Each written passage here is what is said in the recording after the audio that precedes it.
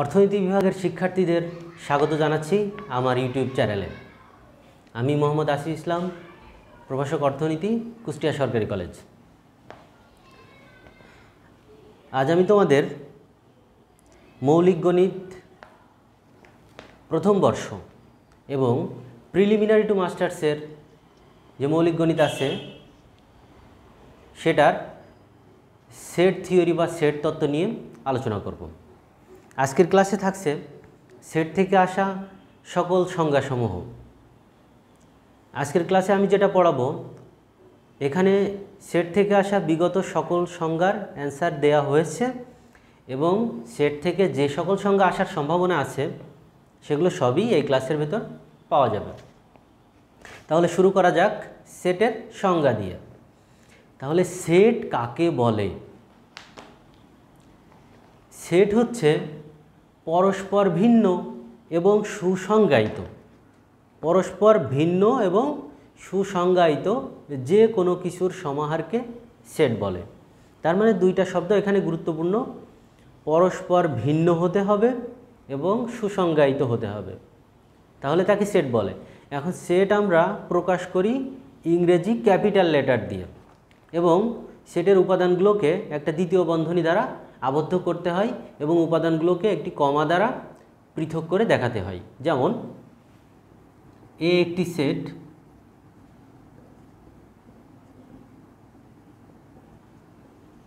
এর 5টা উপাদান। এই উপাদানগুলো পরস্পরকে আলাদা করা হয়েছে কমা দিয়ে এবং দ্বিতীয় বন্ধনী দ্বারা আবদ্ধ করা হয়েছে এবং ক্যাপিটাল লেটার দ্বারা দেখানো হয়েছে। এখানে আমাদের সংজ্ঞার শর্ত ছিল পরস্পর ভিন্ন হতে হবে। তার মানে এখানে দেখা যাচ্ছে যে এ 2 বার নাই কিংবা বি 2 বার নাই অথবা 2 বার এখানে উল্লেখ করা হয় নাই। তার মানে একই জিনিস সেটে বারবার উল্লেখ হতে পারবে না এবং প্রত্যেকটা এলিমেন্টই সুসংজ্ঞায়িত আকারে দেয়া আছে। তাহলে এটাই হচ্ছে সেট।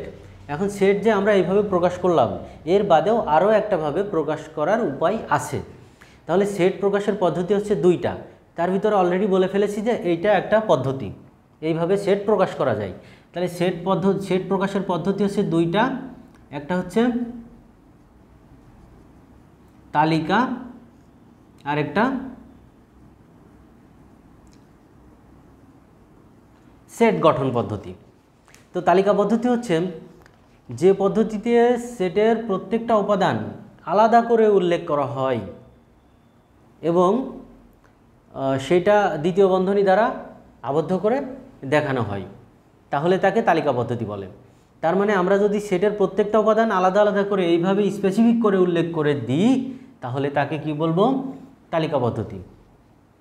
সেট গঠন পদ্ধতি এটার থেকে একটু আলাদা। সেটা কীরকম দেখো, সেট গঠন পদ্ধতিতে আমরা একটা সংজ্ঞার মধ্যে সেটের বিষয়গুলোকে এনে দিব, ঠিক আছে? যেমন আমি যদি বলি যে বাংলাদেশের জনসংখ্যাকে আমি কিছু সাব ক্যাটাগরিতে ভাগ করব। তার ভিতরে একটা সংজ্ঞা দিয়ে দিলাম যে কুষ্টিয়া শহরের বাসিন্দা, কুষ্টিয়া পৌরসভার বাসিন্দা। তাহলে আমাদের এই সেটটার অন্তর্ভুক্ত হবে যার যার এনআইডি কার্ডে কুষ্টিয়া পৌরসভা লেখা আছে, কুষ্টিয়া জেলার ভিতরে কোথায়? কুষ্টিয়া পৌরসভা, তারা আমার এই সেটের ভিতর অন্তর্ভুক্ত হবে।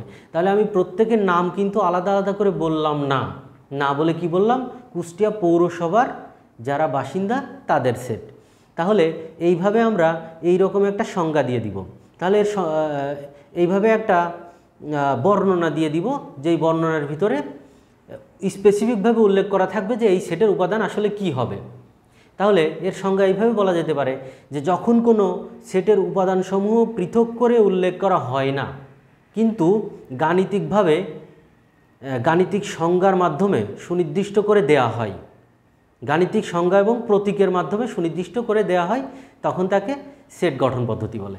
যেমন ধরি এস একটি সেট, এর ভেতরে এক্স একটি চলক যার উপাদানসমূহ হচ্ছে এক্স হচ্ছে জেডের উপাদান, such that x square less than 20। এখানে এস একটি সেট, তার ভিতরে এক্স একটি চলক, যেখানে এক্স হচ্ছে জেডের একটি উপাদান। এক্স কার উপাদান? এক্স হচ্ছে জেডের উপাদান। আর জেড মানে আমরা জানি যে জেড মানে পূর্ণ সংখ্যা। পূর্ণ সংখ্যা কি হতে পারে? পূর্ণ সংখ্যা হতে পারে -1, -2, -3, +1, +2 +3 0 সবই হতে পারে।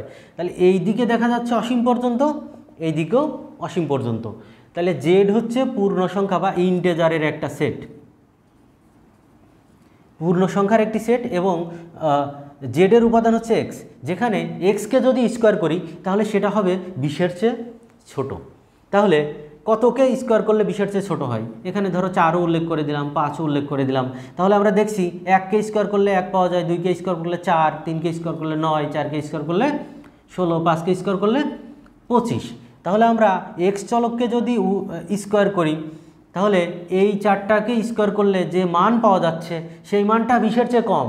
আবার এই 4টাকেও স্কোয়ার করলে আমরা যে মানটা পাচ্ছি সেটাও 20-এর চেয়ে কম, কারণ -4কে স্কোয়ার করলে -16, আর এইগুলোকে স্কোয়ার করলে 16-র চেয়ে কম। -16 না, এটা +16 হবে, কারণ আমরা জানি মাইনাস মাইনাস গুণ করলে প্লাস হয়ে যায়, কিন্তু -5-এর স্কোয়ার করলে কিন্তু 25 হয়ে যাচ্ছে। তাহলে এইখানে আমরা প্রতীকের মাধ্যমে উল্লেখ করে দিলাম এক্স হচ্ছে জেডের একটি উপাদান, মানে পূর্ণ সংখ্যা হবে, এবং এক্সকে স্কোয়ার করলে 20-এর চেয়ে ছোটো হবে। তার মানে আমরা দেখছি যে তাহলে আমাদের উপাদানগুলো পাওয়া যাচ্ছে কোথায়? -4 থেকে শুরু করে -4-এর সমান অথবা বড়, এরপরে এক্স, এরপরে +4-এর সমান অথবা ছোট। এর ভেতরে যে মানগুলো আছে সেইগুলোকে স্কোয়ার করলেই 20-এর চেয়ে ছোটো পাওয়া যাচ্ছে। তাহলে এটাই হচ্ছে সেট গঠন পদ্ধতি। এখানে কিছু চিহ্ন আসছে, এই চিহ্নগুলোর পরিচয় দেওয়া যাক। এই চিহ্নটাকে বলা হয় এলিমেন্টস, এলিমেন্টস বা উপাদান। তার মানে এটাকে পড়া হবে X is a element of Z, অথবা আরেকভাবে পড়া যায় বিলংস টু। তার মানে X belongs to Z, X belongs to Z, অথবা X is a element of Z. আর এই চিহ্নটাকে বলা হয় সাজ দ্যাট, অথবা বাংলায় এটাকে বলা যায় যেন। তার মানে x is a element of Z such that x² < 20। ওকে, তাহলে সেট প্রকাশের যে পদ্ধতিগুলো সেগুলো আমরা অলরেডি শিখে ফেলেছি।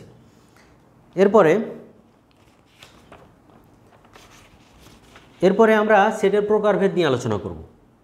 সেটের প্রকারভেদ মানে সেট বিভিন্নভাবে প্রকাশ করা হয়, বিভিন্ন রকম সংজ্ঞা সেট থেকে আসতে পারে, সেগুলোকেই আসলে প্রকারভেদের ভিতরে আমি ইনক্লুড করেছি। এখানে আসলে প্রকারভেদ বাদেও আরও যে সকল সংজ্ঞা সেট থেকে আসতে পারে সেগুলো সবই ইনক্লুড করা আছে। তাহলে প্রথমটা হচ্ছে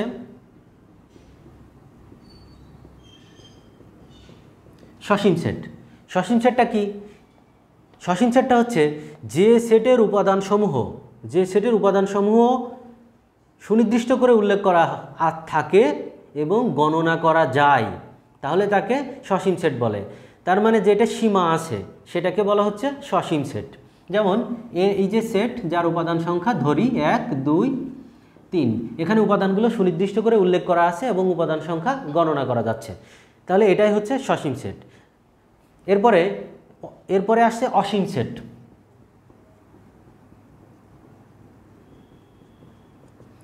অসীম সেটটা দেখেই বোঝা যাচ্ছে যে এটা সসীম সেটের বিপরীত হবে।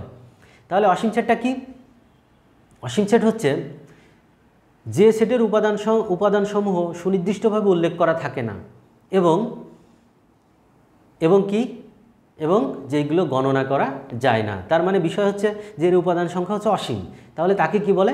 তাকে বলে অসীম সেট। যেমন বি ইজ এ সেট যার উপাদান সংখ্যা হচ্ছে 1, 2, 3 এইভাবে শুরু করে আনলিমিটেড পর্যন্ত, তাহলে এটা একটা অসীম সেট। আশা করি সসীম আর অসীম সেট নিয়ে আর কিছু বলা লাগবে না। আচ্ছা, এরপরে আসছে ফাঁকা সেট।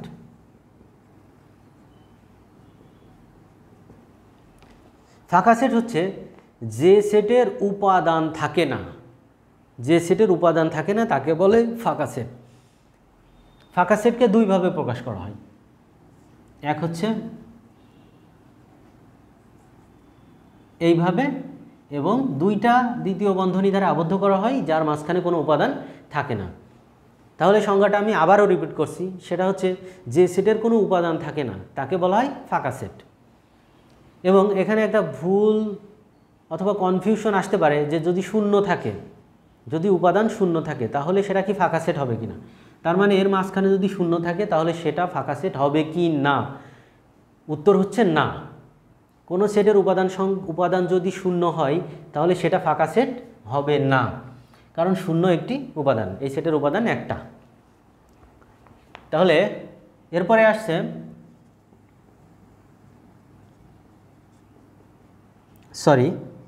এরপরে আসছে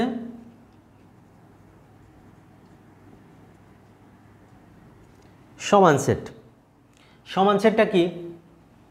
যদি দুইটা সেটের উপাদান সংখ্যা সমান এবং একই হয়, দুইটা সেটের উপাদান সংখ্যা এক সমান হবে, দুই হচ্ছে একই হবে, তাহলে তখন আমরা বলবো ওই দুইটা সেট হচ্ছে সমান সেট। যেমন এ একটি সেট যার উপাদান সংখ্যা হচ্ছে 1, 2, আবার বি একটি সেট যার উপাদান সংখ্যা 1 এবং 2, তাহলে এ আর বি সেট হচ্ছে সমান সেট, কারণ উপাদান সংখ্যা হচ্ছে সমান এবং একই। আচ্ছা, এরপরে আসছে সমতুল্য সেট।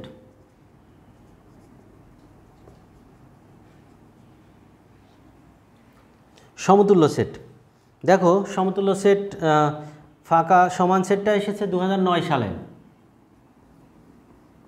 2009-এ, আর সমতুল্য সেট এসেছে 2008-এ। সমতুল্য সেট এসেছে 2008-এ, ফাঁকা সেট এসেছে 2003-এ, ফাঁকা সেট এসেছে 2003-এ। তাহলে সমতুল্য সেট হচ্ছে যদি একটি সেটের প্রতিটি উপাদান আরেকটি সেটের উপাদানগুলোর সাথে সমান করে রাখা হয় বা মিলন করে রাখা হয়, তাহলে তাকে সমতুল্য সেট বলে। তার মানে আমি বললাম একটা সেটের যে উপাদানগুলো আছে তার করেসপন্ডেন্ট আরেকটা সেটের উপাদানের সাথে মিলন করে রাখা হয়, তাহলে তাকে কি বলে? সমতুল্য সেট। যেমন এ ইজ এ সেট, এ সেটের উপাদান সংখ্যা হচ্ছে এ, বি, সি। আবার বি একটা সেট যার উপাদান সংখ্যা 2, 3, 4, তাহলে এ সেটের করেসপন্ডেন্ট উপাদান মানে এ সেটের 1 নম্বর উপাদান আর বি সেটের 1 নম্বর উপাদান, এই দুটোকে মিলন করে রাখছি।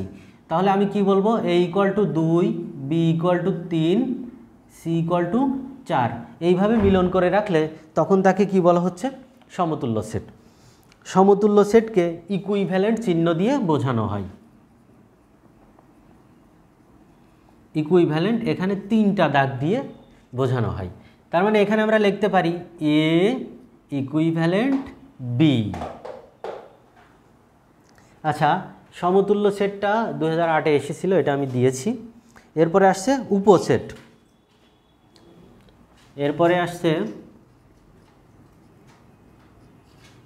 উপসেট একটি সেটের উপাদানগুলো ব্যবহার করে যতগুলো সেট তৈরি করা যায় সেই সকল সেটকে মূল সেটের উপসেট বলে। তাহলে একটা উদাহরণ দিলে বিষয়টা ক্লিয়ার হয়ে যাবে। যেমন একটি সেট ধরি এ ইকুয়াল টু 1, 2, 3, তাহলে আমাদের বাই ডেফিনিশন আমরা বলতে পারি যে এই সেটের উপাদানগুলো ব্যবহার করে যতগুলো সেট তৈরি করা যায় সেইগুলোই হচ্ছে প্রথম সেটের উপসেট। তাহলে এই সেটের উপাদানগুলো ব্যবহার করে কি কি তৈরি করা যায়, এগুলোর নাম আমরা যেহেতু এ থেকে বের হচ্ছে তাহলে A1, A2 এইভাবে ধরি। A1 দিয়ে একটা সেট তৈরি করা যাচ্ছে 1 দিয়ে, A2 দিয়ে একটা সেট তৈরি করা যাচ্ছে 2 দিয়ে, A3 দিয়ে একটা সেট তৈরি করা যাচ্ছে 3 দিয়ে, A4 দিয়ে একটা সেট তৈরি করা যাচ্ছে 1 আর 2 দিয়ে।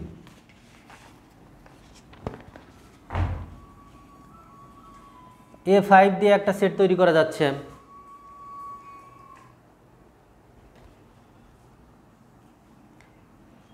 A5 দ্বারা একটা সেট তৈরি করা যাচ্ছে 1, 2 চলে গেল 2, 3। এরপরে A6 দিয়ে একটা সেট তৈরি করা যাচ্ছে 1, 3। A7 দিয়ে একটা সেট তৈরি করা যাচ্ছে 1, 2, 3। A8 আরেকটা সেট তৈরি করা যাচ্ছে, সেটা হচ্ছে ফাঁকা সেট। তাহলে এই যে একটা সেট থেকে, এটা মূল সেট থেকে এর উপাদানগুলো ব্যবহার করে, এর উপাদানগুলো একবার নিয়ে যতগুলো সেট তৈরি করা যাচ্ছে সেইগুলোকেই বলা হচ্ছে প্রথম সেটের উপসেট। ঠিক আছে? তাহলে দেখো প্রিয় শিক্ষার্থীরা, উপসেট নির্ণয়ের একটা সূত্র আছে। মানে উপসেট নির্ণয় বলতে উপসেট আমার কয়টা হবে, এই সেট থেকে আমি কয়টা উপসেট পাবো, সেটা হচ্ছে 2 টু দি পাওয়ার n। এখানে n হচ্ছে উপাদান সংখ্যা, তার মানে 2 টু দি পাওয়ার এখানে উপাদান কয়টা আছে, 3টা। তাহলে এই সেটের মোট উপাদান হবে কয়টা, এই সেটের মোট উপাদান হবে 8টি। তাহলে আমরা দেখি, গুণে দেখি যে 8টা আছে কিনা। এটা আসলে গোনা লাগছে না, কারণ A1 দিয়ে শুরু হয়েছে, A8 দিয়ে শেষ হয়েছে। তার মানে এখানে আমরা মূল সেট থেকে 8টা সেট বের করতে পেরেছি। তাহলে এইগুলো হচ্ছে উপসেট। তাহলে উপসেট যখন চলে আসলো, এরপরে উপসেট থেকে 2 রকম প্রশ্ন আসে, সেই 2টা আমরা এর সাথে সাথে শিখে ফেলব। একটা হচ্ছে প্রকৃত উপসেট, আর একটা অপ্রকৃত উপসেট। প্রকৃত উপসেট হচ্ছে, সংজ্ঞাটা হচ্ছে এরকম যে যখন মূল সেট থেকে উপসেট গঠন করা হয়, সেই উপসেটগুলোর ভিতরে মূল সেটের চেয়ে একটা হলেও উপাদান সংখ্যা কম থাকে, সেইগুলোকে বলা হয় প্রকৃত উপসেট। তার মানে আমরা দেখছি যে মূল সেটে এখানে উপাদান সংখ্যা কয়টা আছে, 3টা। এখানে যে উপসেটগুলো গঠন করেছি, এর ভেতরে যেই উপসেটগুলোতে মূল সেটের চেয়ে একটা হলেও উপাদান সংখ্যা কম আছে, সেইগুলো হচ্ছে এই সেটের প্রকৃত উপসেট। তাহলে এইটা সাধারণত এখান থেকে যে কয়টা উপসেট পাওয়া যাবে তার চেয়ে একটা কম হয়। কারণ একটা কম হওয়ার কারণ হচ্ছে এর উপসেটগুলোর ভিতর একটা সেটই থাকে, একটা উপসেটই থাকে যেই সেটে মূল সেটের সমান উপাদান থাকে, সমান এবং একই উপাদান থাকে। যেমন দেখা যাচ্ছে এই মূল সেটের সমান উপাদান হচ্ছে A7 সেটটা যেটা বের করেছি, এর উপাদান হচ্ছে 1 2 3। এটা হচ্ছে মূল সেটের উপাদানের একেবারে সমান। তা বাদে বাকি যে উপাদানগুলো আছে সেগুলো সবই এই 3টের চেয়ে কম। এখানে দেখা যাচ্ছে 2, এখানে 2, এখানে 2 1, এখানে ফাঁকা। তার মানে আমরা সূত্রটা এভাবে বের করতে পারি, মূল সেটের উপাদান থেকে 1 বাদ দিলে, মূল সেটের উপাদানগুলো থেকে 1 বাদ দিলে যে কয়টা উপাদান হয়, সেই কয়টা উপাদান যে সকল উপসেটগুলোতে আছে সেইগুলোই হচ্ছে প্রকৃত উপসেট। তার মানে 3 বিয়োগ 1 ইকুয়াল টু 2টা উপাদান এবং তার চেয়ে কম, 2টা উপাদান এবং তার চেয়ে কম যেই সেটগুলোতে উপাদান আছে সেগুলো হচ্ছে প্রকৃত উপসেট। আচ্ছা, তাহলে অপ্রকৃত উপসেট কি? অপ্রকৃত উপসেট হচ্ছে মূল সেটের সমান এবং একই উপাদান যেগুলোতে আছে সেটা হচ্ছে অপ্রকৃত উপসেট। এখানে অপ্রকৃত উপসেট শুধু একটাই আছে, সেটা হচ্ছে এইটা আর এইটা, কারণ এই 2টার উপাদান সংখ্যা হচ্ছে সমান এবং একই। আচ্ছা, এবার প্রকৃত উপসেট এবং অপ্রকৃত উপসেট এই 2টা প্রকাশের একটা পদ্ধতি আছে। সেটা হচ্ছে এখানে দেখা যাচ্ছে এ সেটটা উপাদান সংখ্যা হচ্ছে 1 2 3, আর A1 এর উপাদান সংখ্যা হচ্ছে 1। তার মানে এখানে হচ্ছে A1 ইজ এ প্রকৃত উপসেট অফ A। তার মানে উপসেটটা থাকবে বাম পাশে আর মূল সেটটা থাকবে ডান পাশে, এইভাবে লিখতে হয়। তাহলে আমরা যদি একটা সেট থেকে মনে করো যে একটা সেট হচ্ছে A ইকুয়াল টু 1 2 3, আর B একটা উপসেট যার উপাদান সংখ্যা হচ্ছে 1 আর 2, তাহলে B হচ্ছে A এর উপসেট। তাহলে আমরা এইভাবে লিখব, B ইজ এ প্রকৃত উপসেট of proper subset of A। বিষয়টা ক্লিয়ার? এখন আসছে অপ্রকৃত উপসেট। অপ্রকৃত উপসেটের প্রকাশ পদ্ধতি একেবারে একই, জাস্ট এখানে একটা সমান চিহ্ন দিতে হবে। তার মানে ওই সমান চিহ্ন দ্বারা বোঝাচ্ছে যে মূল সেট আর ওই সেটের উপাদান সংখ্যা একই এবং সমান এবং একই। যেমন এই সেটের উপাদান সংখ্যা 1 2 3, আবার এইটার উপাদান সংখ্যাও যদি 1 2 3 হয়, তাহলে এই সেটটা এই সেটের উপসেট। তাহলে এই সেটটা এই সেটের উপসেট এবং এইটা হচ্ছে অপ্রকৃত উপসেট। তাহলে আমরা এটা কীভাবে প্রকাশ করতে পারি? B is a proper subset of A। এটাকে আবার এভাবেও লেখা যায়, A is a proper subset of B, কারণ এটাও এটার অপ্রকৃত উপসেট, এটাও এটার অপ্রকৃত উপসেট। আচ্ছা, এরপরে আসছে সুপারসেট। তাইলে এইগুলো আমাদের অলরেডি হয়ে গেছে। আচ্ছা, এখানে একটা জিনিস উল্লেখ করা দরকার, সেটা হচ্ছে উপসেটের যে প্রকারভেদ, প্রকৃত আর অপ্রকৃত, সেটা 2003, 7, 9, 15 এই সালগুলোতে এসেছিল। তার মানে প্রকৃত আর অপ্রকৃত উপসেট এই দুইটা বিশেষ গুরুত্বপূর্ণ, এটা মাথায় রাখতে হবে।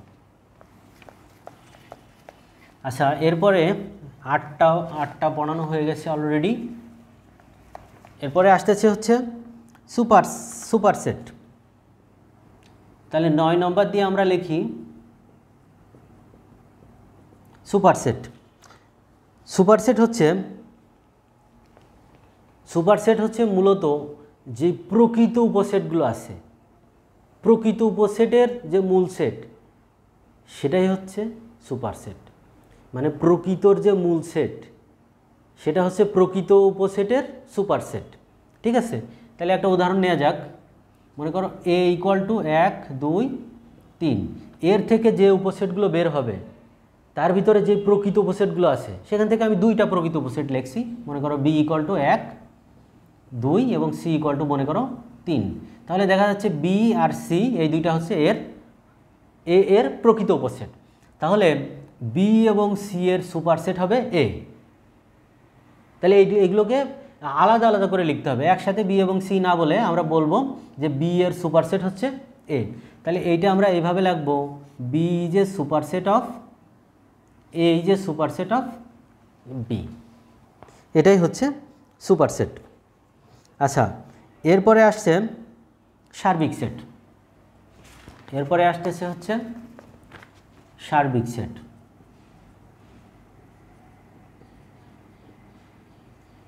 সার্বিক সেট, আচ্ছা, একটি নির্দিষ্ট আলোচ্য বিষয়ের অন্তর্ভুক্ত যে সকল উপাদান থাকে তাদের সবগুলোকে নিয়ে যখন একটা সেট গঠন করা হয়, তখন তাকে বলা হয় সার্বিক সেট। যেমন আমরা পুরো কুষ্টিয়া সরকারি কলেজের সকল বিভাগ না নিয়ে শুধুমাত্র অর্থনীতি বিভাগের ছাত্রছাত্রী নিয়ে আলোচনা করছি। এর ভিতরে বিভিন্ন সাবসেট থাকবে, যেমন প্রথম বর্ষের ছাত্রছাত্রী, দ্বিতীয় বর্ষের ছাত্রছাত্রী, এর ভিতরে প্রথম বর্ষের ছাত্র আলাদা, এর ভিতর ডিগ্রি, তারপর প্রিলি টু মাস্টার্স, বিভিন্ন রকম। কিন্তু আমরা আলোচনা করছি কি নিয়ে? অর্থনীতি বিভাগের সকল ছাত্রছাত্রী। তাহলে আমাদের সার্বিক সেটটা হবে অর্থনীতি বিভাগের সকল ছাত্রছাত্রীকে নিয়ে যে সেটটা গঠন করা হবে, সেটাই হবে সার্বিক সেট। তো সার্বিক সেটের ইংরেজি হচ্ছে ইউনিভার্সাল সেট। ইউনিভার্সালের ইউ দিয়ে সার্বিক সেট প্রকাশ করা হয়।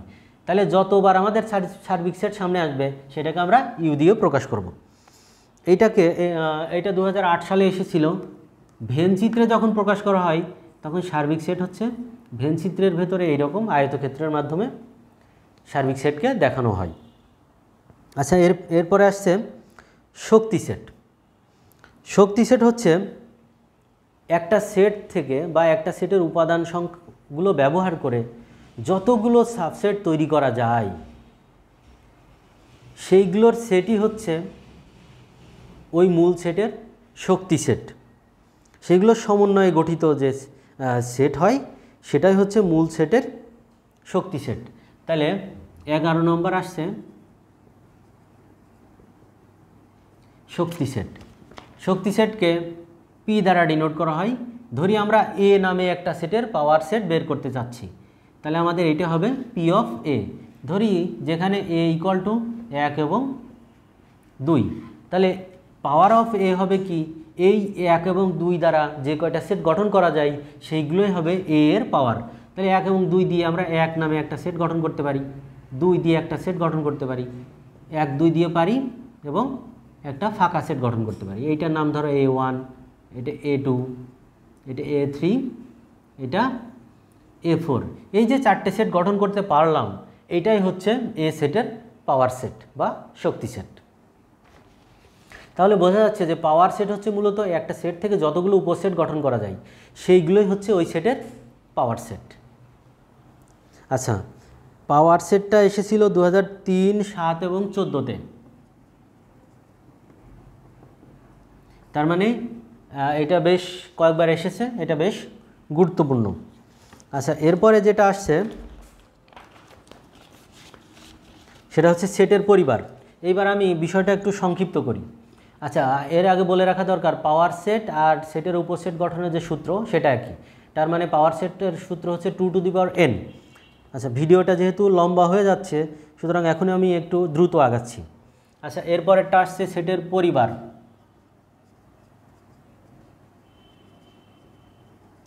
সেটের পরিবার হচ্ছে কোনো সেটের উপাদানগুলো ব্যবহার করে যেই সাবসেটগুলো গঠন করা যায় সেইগুলোর সেটই হচ্ছে ওই সেটের পরিবার। তার মানে মূল বিষয় হচ্ছে একটা মূল সেটের যে সাবসেটগুলো আছে সেইগুলো নিয়ে যখন আমরা একটা সেট গঠন করছি সেটাই হচ্ছে সেটের পরিবার। যেমন এ একটি মূল সেট যার উপাদান সংখ্যা হচ্ছে 1 এবং 2। তাহলে এ থেকে যেই সেটগুলো গঠন করা যাচ্ছে সেগুলো উপরে যেগুলো লেখা আছে এগুলোই আমি ব্যবহার করি। যে এ সেট থেকে আমরা কি কি উপাদান সেট গঠন করতে পারছি, A1 A2 A3 A4, এই যে 4টে সেট গঠন করতে পারলাম। এ ইকুয়াল টু ছিল 1 2, আর A1 A2 সমান 2, A3 সমান 1 2 এবং A4 সমান ফাঁকা সেট। এই 4টে সেট নিয়ে আমি যখন একটা সেট গঠন করব, এই 4টাকে আমি সেকেন্ড ব্র্যাকেট দিয়ে আবদ্ধ করব, সেইটাই হবে ফ্যামিলি অফ এ সেটের, এটাই হবে পরিবার। আচ্ছা, এরপরে আসতে হচ্ছে ভেন চিত্র। এইটা 2009 সালে এসেছিল। এরপরে আসছে সেটের ভেনচিত্র। ভেনচিত্র হচ্ছে যখন কোনো সার্বিক সেটকে, আমরা এর আগেই বলেছিলাম U equal to universal set, universal মানে সার্বিক, যখন কোনো ইউনিভার্সাল সেটকে আয়তকার ক্ষেত্র দিয়ে বোঝানো হয় এবং এর উপসেটগুলোকে এর ভেতরে বৃত্তাকারে বোঝানো হয় তখন তাকে বলা হয় ভেনচিত্র। জন ভেন নামে একজনের নামানুসারে এটা নামকরণ করা হয়। তাহলে উনি করেছিলেন কি, এই আয়তক্ষেত্রটার নাম দিয়েছিলেন ইউনিভার্সাল সেট এবং এর ভিতরে সাবসেটগুলো আলাদা আলাদা নামে ডাকা হয়। তাহলে ভেনচিত্র এসেছিল 2006, 14 এবং 16-তে। 6, 14, 16, এটাও বেশ গুরুত্বপূর্ণ। এরপরে আসছে সেটের ছেদ।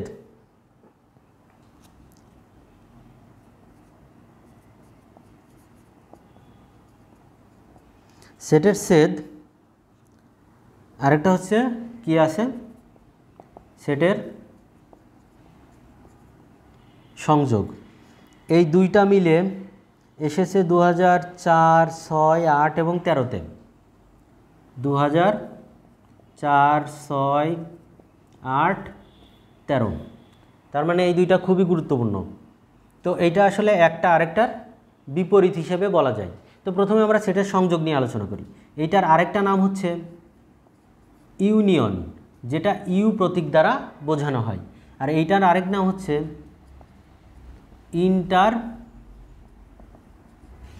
ইন্টারসেকশন, যেটাকে উল্টা ইউ দ্বারা বোঝানো হয়। তাহলে সেটের সংযোগ হচ্ছে দুইটা বা তার বেশি সেটের, দুই বা ততোধিক সেটের কমন এবং আনকমন নিয়ে যে সেটটা গঠিত হয়, কমন এবং আনকমন উভয় নিয়ে যে সেটটা গঠন করা হয় তাকে বলা হয় সেটের সংযোগ। যেমন এ একটি সেট যার উপাদান সংখ্যা 1 2 এবং বি একটি সেট যার উপাদান সংখ্যা 2 3। তাহলে এ ইউনিয়ন বি মানে এ আর বি এর সংযোগ যদি করা হয় তাহলে এখানে লিখি এ ইউনিয়ন বি যদি করা হয় তাহলে সেটা কি হবে, এর ভেতরে আছে 1 2, বির ভেতরে আছে 2 3, তার মানে 1 নিলাম 2 দুইটার ভেতরেই আছে, সেখান থেকে একটা নিলাম আর 3। এভাবে কমন এবং আনকমন নিয়ে যে সেটটা গঠন করা হচ্ছে সেটাই হচ্ছে দুইটা সেটের সংযোগ। এখন আমি যদি বলি যে সেটের ছেদ বা ইন্টারসেকশনটা কেমন হবে? ইন্টারসেকশন হবে দুইটা সেটের ভিতর থেকে শুধুমাত্র কমন উপাদানগুলো নিয়ে যে সেটটা গঠন করা হবে সেটাই হবে সেটের ছেদ। এটাকে এ ইন্টারসেকশন বি এইভাবে লিখে দুইটার ভিতর কমন আছে শুধু 2, তাহলে এইটাই হবে দুইটা সেটের ছেদ। আচ্ছা, এরপরে 14 পর্যন্ত হয়েছিল, এরপরে আমি 15 থেকে শুরু করব। তো 15 নম্বরে যেটা আছে সেটা হচ্ছে পূরক সেট। পূরক সেট হচ্ছে একটি সার্বিক সেটের অন্তর্গত উপসেটে যেই উপাদানগুলো থাকে না তাকে বলা হয় ওই উপসেটের পূরক সেট। ঠিক আছে, তাহলে বাই ডেফিনিশন মনে করো একটা ভেন চিত্র দিয়ে বোঝাই, এই সার্বিক সেটের এ একটি উপসেট। তাহলে আমরা বলেছিলাম একটি সার্বিক সেটের উপসেটে যে উপাদানগুলো থাকে না, তাহলে এই সেটে যে উপাদানগুলো আছে সেগুলো এই বৃত্তের ভেতর আছে এবং যে উপাদানগুলো নেই সেগুলো বাইরে আছে। তাহলে একটি সার্বিক সেটের উপসেটের ভিতর যে উপাদানগুলো থাকে না সেটাই হচ্ছে ওই সাবসেটের পূরক সেট, ওই উপসেটের। তার মানে এ সেটের পূরক সেট হবে এই যে এই বৃত্তের বাইরে যে অংশগুলো আছে সেই অংশগুলো। তাহলে এ পূরক কীভাবে লেখা হয়? এ প্রাইম অথবা এ সি, সি মানেও কমপ্লিমেন্ট, কমপ্লিমেন্টারি সেট মানেই পূরক সেট, অথবা এ প্রাইম, এই দুইটা নামেই ডাকা যায়। তাহলে এ প্রাইম মানে কী হবে? এ প্রাইম যদি নির্ণয় করতে হয় তাহলে সেটা কিভাবে নির্ণয় করতে হয়? ইউ বিয়োগ এ। তার মানে ইউ মানে পুরো সেটটা, এর থেকে এই বৃত্তটা বাদ দিলেই যে অংশটা পাওয়া যাবে সেটাই আমাদের হচ্ছে এ প্রাইম। আচ্ছা, আমরা প্রায় শেষে চলে এসেছি, আর অনলি 3টা আছে, আমি যেগুলো লিস্ট করেছি তার ভিতরে আর 3টা আছে। তো 16 নম্বর হচ্ছে সংযোগহীন সেট।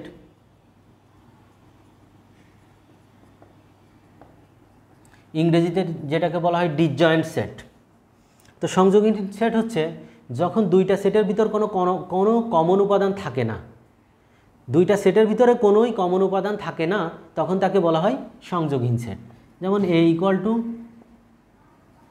2 3, B equal to 4 5।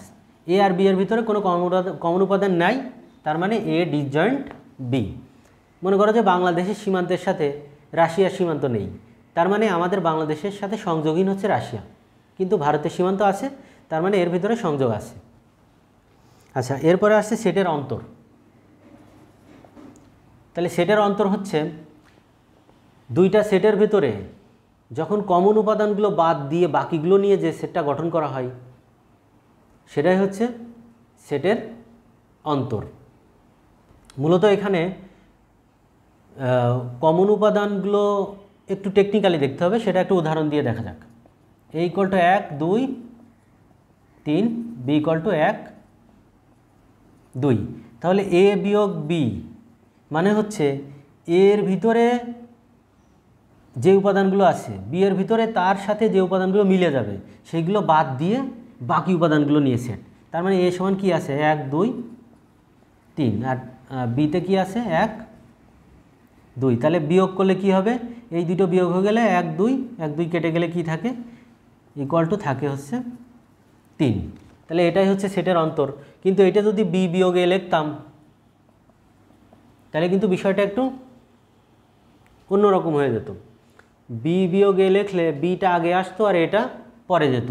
তাহলে বি সমান কি আসতো? 1 2, আর বিয়োগ এ সমান আসতো 1 2 3। তাহলে এই দুইটা কাটাকাটি হয়ে যাচ্ছে, তার মানে এতে কিন্তু আর কিছুই অবশিষ্ট থাকছে না। তাহলে আমরা মূলত বিয়োগ করার পরে এতে যা অবশিষ্ট থাকে সেইটা নিয়ে একটা সেট গঠন করব। তার মানে এখানে অবশিষ্ট থাকছে না, মানে এর ফলাফল আসবে একটা নাল সেট। আচ্ছা, এরপরে আসছে সেটের দ্বৈত নীতি।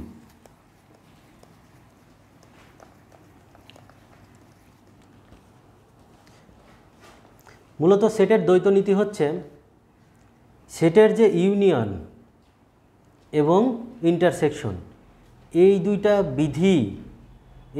বিধিকে উল্টে দেয়া। এই দুইটা বিধিকে উল্টে দিলেও যখন রেজাল্টটা সেম থাকছে তখনই তাকে বলা হচ্ছে সেটের দ্বৈত নীতি।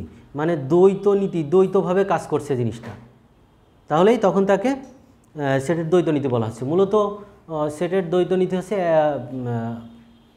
সেটের যে বিধিটা আছে, সেটের যে সংযোগ বিধি আছে, সেই সংযোগ বিধি হচ্ছে সেটের দ্বৈত নীতি। এছাড়াও সেটের যে ডি মর্গান ল আছে সেটাও সেটের দ্বৈত নীতি। তার মানে সংযোগ এবং ছেদ চিহ্নকে উল্টে দিয়ে যেটা সেট গঠন করা হচ্ছে সেটাই হচ্ছে সেটের দ্বৈত নীতি। যেমন A union B intersection C equal to A union B intersection union C. এইটা যখন ডুয়াল করা হবে তখন জাস্ট চিহ্নগুলোকে আমরা উল্টে দিব। তার মানে A intersection B union C equal to A intersection B union. তার মানে এর ভিতর ডুয়ালিটি আছে। ডুয়ালিটি মানে এইটা যখন ইন্টারসেকশনকে আমরা ইউনিয়নকে ইন্টারসেকশন করে দিচ্ছি, ইন্টারসেকশনকে ইউনিয়ন করে দিচ্ছি, তখন আমাদের রেজাল্টটা সেম থাকছে। এই জন্য এটাকে বলা হচ্ছে ডুয়ালিটি।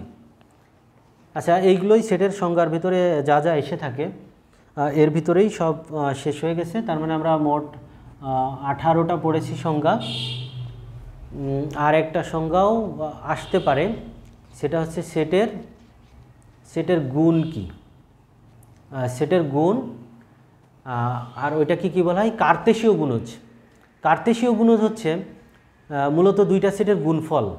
আরেকটা কি আসতে পারে সেটাও পড়া যাক। আরেকটা আসতে পারে হচ্ছে